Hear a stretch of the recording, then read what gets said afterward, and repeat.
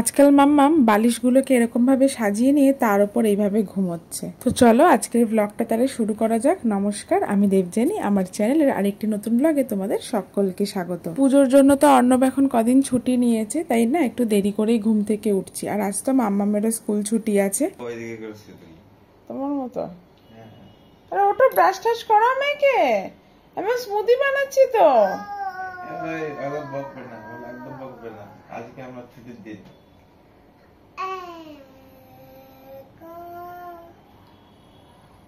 কি বলছিস তুই এগুলো? কি বলছিস? বকবে না, বলো বকবে না। ছোট বাচ্চা কেন বকো? কিসের ছুটি? কোনো ছুটি মুটি না। খাওয়া ব্রাশ করে জল খেয়ে খাবার গরম গরম রুটি। কি রে গরম গরম রুটি? হাসছে দেখো কেমন করে, দুষ্টু দুষ্টু দুষ্টু হাসি। কেন ছুটি ফুটি নেই আজকে? কোনো ছুটি নেই। ঘুম থেকে ম্যাম স্কুল থেকে হোমওয়ার্ক দিয়েছে। ম্যাম স্কুল থেকে হোমওয়ার্ক দিয়েছে, তুমি জানো? হোমওয়ার্ক দিয়েছে স্কুল থেকে। হোমওয়ার্ক সব শেষ করতে হবে তো। বাবার কাছে বসে হোমওয়ার্ক করে নেবে। 2 পাতা হোমওয়ার্ক আছে। আজকে বিকেলবেলা আমরা তোমার জন্য শপিং করতে যাব। হ্যাঁ,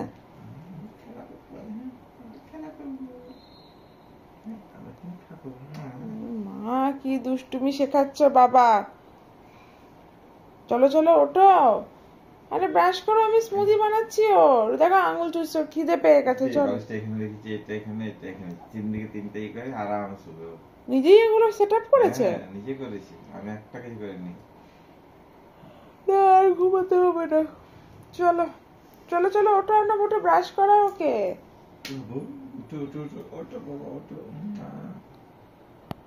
আজ বিকেলে যাবো, হ্যাঁ দোকানটাতে। অর্ণব অফিসের ছুটি নিয়েছে কি নেয়নি, আর মাম্মামের স্কুল যে ছুটি পেয়েছে, ব্যাস ঘরে একেবারে ছুটির আমেজ। দুজনে বাবা মেয়েতে ঘুম থেকে আর উঠতেই পারছে না। যাই হোক, কোনো রকমে ওদেরকে ঘুম থেকে টেনে তুলেছি। স্মুদি খাচ্ছে, আর এইদিকে আমি চলে এসেছি ব্রেকফাস্ট বানাতে। আমি এটা কে? এটা কে গো? এটা কে গো? বলছে কি এবার একটা শাড়ি সিলেক্ট করেছি মাম্মামের জন্য, শুনছো? আর এদের কাণ্ড দেখো বাবা মেয়ের। আমার পিছন পিছন রান্নাঘরে চলে এসছে, তারপর এসে দেখছি ঘরে এসে এই সমস্ত করছে ওরা।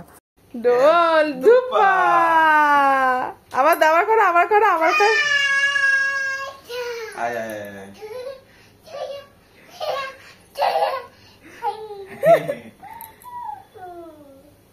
দোল দোল দুলুনি, দোল দোল দুলুনি বলো।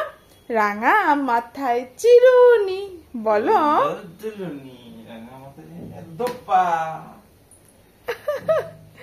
দুষ্টুর শিরোমণি একটা।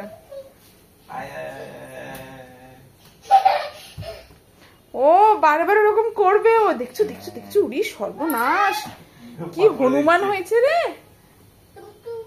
দাঁড়িয়ে ওদের খেলা দেখলে চলবে না। আমার চাউমিনটা গ্যাসে বসিয়ে রেখে এসেছি, এসে আবার ওটাকে নেড়ে চেড়ে নিলাম। আর দেখতে দেখতে চাউমিনটাও রেডি হয়ে গেল।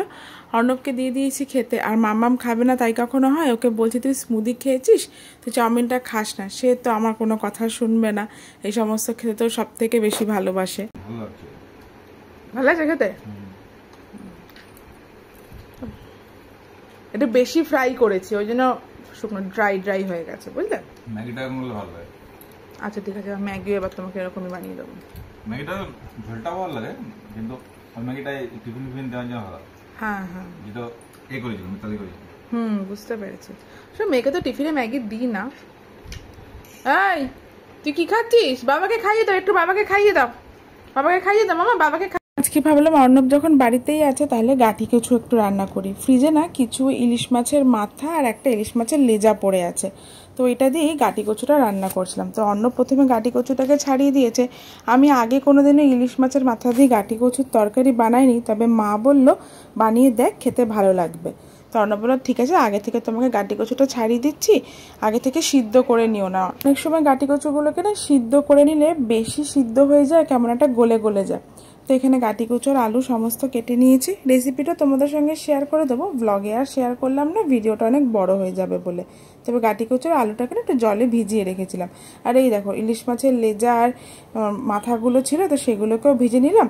একটু কালো জিরে ফোড়ন দিয়ে, পেঁয়াজ টমেটো দিয়ে, আর এই গাটি কচু আর আলুটাও ভালো করে ভেজে নুন দিয়ে আর একটু হলুদ দিয়ে নাড়াচাড়া করে সিদ্ধ মতো করে নিলেই তরকারিটা কিন্তু খেতে বেশ ভালোই হয়। আমাদের তো বেশ ভালোই লেগেছিল। আর এই তরকারিগুলোতে দেখবে কাঁচা লঙ্কার টেস্টটা না বেশি ভালো লাগে। আর এই দেখো তরকারিটা হয়ে গেছে।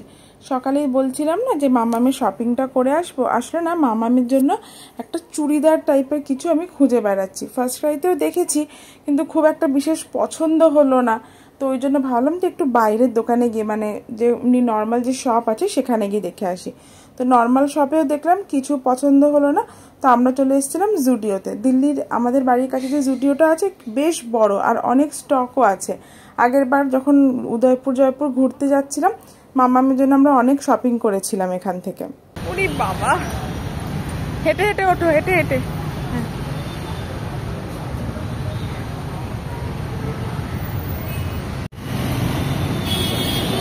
দরজা খুলে গেছে, মামাম এসছে বলে, বাবারে। আর এখানে জুডিওতে না মানে ওমেন যে ওয়েস্টার্ন সেকশনটা ওটা নিচতলাতে।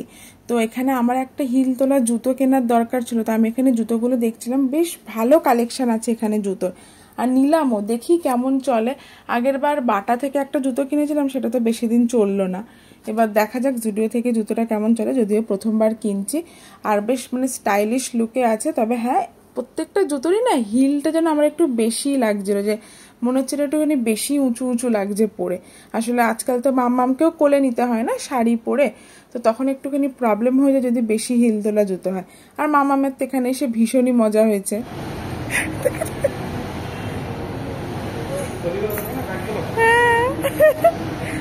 নিজেকে দেখে আয়নায় কত খুশি দেখো তোমার। আচ্ছা, তো জুডিওতে আমরা মামামের জন্য কোনো এথনিক ওয়্যার পাইনি। তা বাকি যত ভি মার্ট মলগুলো যে ছিল, বেবি হাগ, ফার্স্ট ক্রাই, এই সমস্ত জায়গাগুলো আমরা ভিজিট করেছিলাম। পছন্দসই, মানে যেটা পরে মামাম বেশ কমফোর্টেবল থাকবে, ঠাকুর দেখতে পাবে, এই রকম টাইপের এথনিক ওয়্যার কিন্তু আমি পেলাম না। তো এই যথারীতি এই টাইপের জামা কাপড়গুলোই বেশি বিক্রি হচ্ছিল। শেষ পর্যন্ত হতাশ হয়ে আমি ফার্স্ট ক্রাই থেকে অর্ডার করেছি বেবি হাগের। এখন দেখা যাক জিনিসগুলো কেমন আসে আর ও পরে কতটা কমফোর্টেবল থাকে। তো এগুলো বিভিন্ন দিন যে আমরা ওর জন্য জামা কাপড়গুলো খুঁজতে গেছিলাম, সেই ভিডিওগুলো তোমাদের সঙ্গে এখানে অ্যাটাচ করে দিলাম। তাহলে চলো আজকের ভিডিওটা এখানেই শেষ করছি, দেখা হবে কাল। এখন আজকে মানে বেশ রাত হয়ে গেছে, ওর জন্যই জামা কাপড়গুলো খুঁজতে তাই তাড়াতাড়ি বাড়ি যেতে হবে আর কি। তো ভিডিওটা এখানেই শেষ করছি, দেখা হবে কাল। সকলকে টাটা, সবাই ভালো থেকো, সুস্থ থেকো। পুজো তো প্রায় এসেই গেছে, খুব ভালো করে পুজো কাটিও।